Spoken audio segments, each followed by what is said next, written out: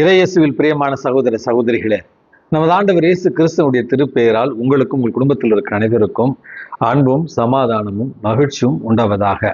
அன்பும் மிக்கவர்களே, ஜூன் மாதம் 16ஆம் தேதி தாயாம் திரு அவை புனித ஜான் பிரான்சிஸ் ரெஜிஸ் என்பவருடைய நினைவு நாளைத்தான் கொண்டாடுகிறது. இந்த புனித ஜான் பிரான்சிஸ் ரெஜிஸ் என்பவர் ஒரு சேசு சபை குருவானவர். பிரான்ஸ் தேசத்துல வாழ்ந்த ஒரு புனிதர். திருச்சபையினுடைய வரலாற்றில் 16வது நூற்றாண்டில் வாழ்ந்த ஒரு புனிதர். பணக்கார குடும்பத்தில் பிறக்கிறார். மிக இளைய வயதிலிருந்தே குருத்துவத்தின் மீதும் துறவரத்தின் மீதும் நாட்டம் கொண்டவராய் இருக்கிறார். சேசு சபை குருக்கள் நடத்திய ஒரு பள்ளியில படிக்கிறார். அதற்கு பிறகு கல்லூரியில படிக்கிறார். அந்த சேசு சபை குருக்களுடைய அந்த வாழ்வியல் முறையை பார்த்து தானும் ஒரு சேசு சபை குருவாக மாற விரும்பி பெற்றோருடைய அனுமதியோடு குருத்துவ பயிற்சிகளை முடித்து பிறகு ஒரு குருவாகவும் திருநிலைப்படுத்தப்பட்டார் என்று தான் இவருடைய வாழ்க்கை வரலாற்றில் நம்ம வாசிக்கிறோம். அன்புமிக்கவர்களே, இயல்பிலேயே இறை வார்த்தையை அறிவிக்கிற ஒரு திறன் கொண்டிருந்தார் இந்த புனித ஜான் பிரான்சிஸ் ரெஜிஸ் என்பவர். ஏழை எளியவர்களுக்கு மருத்துவ உதவிகளை செய்கிற இரக்கம் குணமுடைந்தவராக விளங்கிய இவர் தான் வாழ்ந்த அந்த ஒரு காலகட்டத்தில் பிளேக் நோயினால் பாதிக்கப்பட்ட மக்களுக்காக இவர் பணிவிடை செய்கிறார். அன்புமிக்கவர்களே, இறை வார்த்தையை அறிவிக்கிற ஒரு நல்ல குருவாக இருந்தாலும் ஏழை எளியவர்களுக்காக நோயுற்றவர்களுக்காக பணி செய்த ஒரு காரணத்தினால் பிற்காலத்தில் அவரே பிளேக் நோயினால் தாக்கப்பட்டு பிளேக் நோயினாலேயே இவர் மரணித்தார் என்று தான் இவருடைய வாழ்க்கை வரலாற்றில் நம்ம வாசிக்கிறோம். இவர் வாழ்ந்த அந்த ஒரு சமகாலத்தில் மக்களால் மிகவும் நேசிக்கப்பட்ட இறை வார்த்தையை ஆற்றலோடு அறிவித்த ஏழை எளியவர்களுக்கு, அதுவும் குறிப்பாக நோயுற்றவர்களுக்கு பணி செய்த ஒரு புனிதராகத்தான் இவரை நம்ம பார்க்கிறோம்.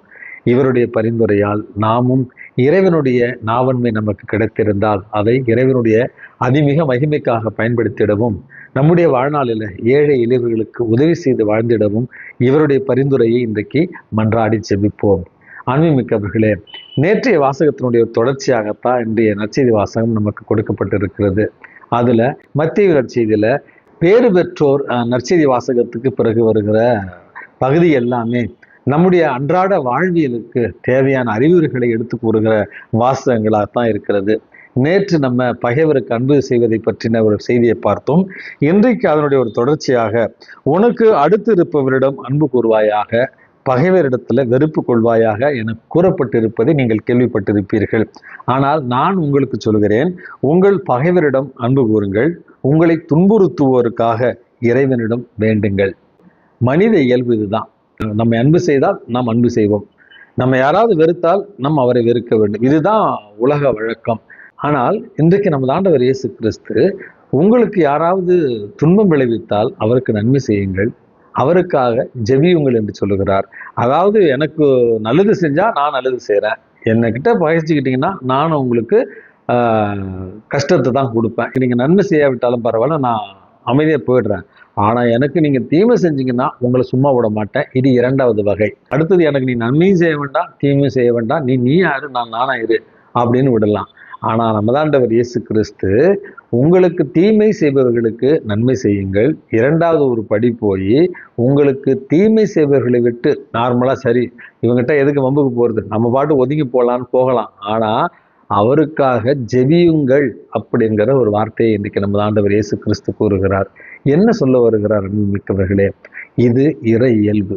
தீமை செய்பவர்களுக்காக நாம் அவர்களை மன்னித்து அவர்களுக்காக ஜெபிப்பது. இந்த இறை இயல்பை பற்றி கொள்ளத்தான், இந்த இறை இயல்பின் மூலமாக நாம் மன மகிழ்வோடும் மன நிறைவோடு வாழ்வதற்காகத்தான் இறைவன் நமக்கு அழைப்பு விடுக்கிறார்.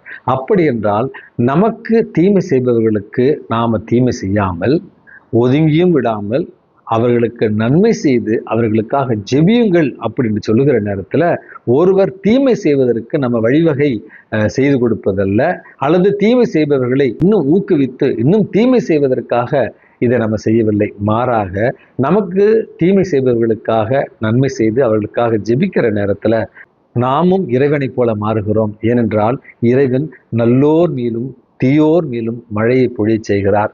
இறைவன் எல்லோரிடத்திலும் அன்பை செலுத்துகிறார். இறைவன் அன்பே உருவானவராக இருக்கிறார். அவரை போல நாம் மாறுவதற்கான ஒரு அழைப்பு தான் இந்த பகைவருக்காக நம்ம ஜெபிக்க வேண்டிய ஒரு அழைப்பு. கடைசியாக, உங்களுடைய வானக தந்தை நிறை உள்ளவராக இருப்பது போல நீங்களும் நிறை உள்ளவர்களாக இருங்கள் என்பது நம்முடைய இந்த மனித வாழ்வில் நாம் புனிதர்களாக வாழ இறைவன் கொடுக்கிற ஒரு அழைப்பு. கடவுளைப் போல மாற இறைவன் நமக்கு கொடுக்கிற அழைப்பு.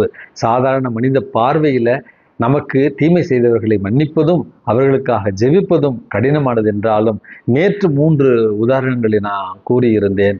இன்றைய அன்றாட வாழ்க்கையில பல்வேறு உதாரணங்களை நம்ம சொல்லலாம். நெல்சன் மண்டேலா, அவர் சிறைச்சாலையில் இருந்த நேரத்துல அவர் முகத்துல சிறுநீர் கழித்தவரை தான் அந்த நாட்டினுடைய அதிபராக மாறிய பிறகு மன்னித்து கைகுலுக்கி அவருக்கு தன்னுடைய சமாதானத்தை தெரிவித்த ஒரு மாபெரும் தலைவர்.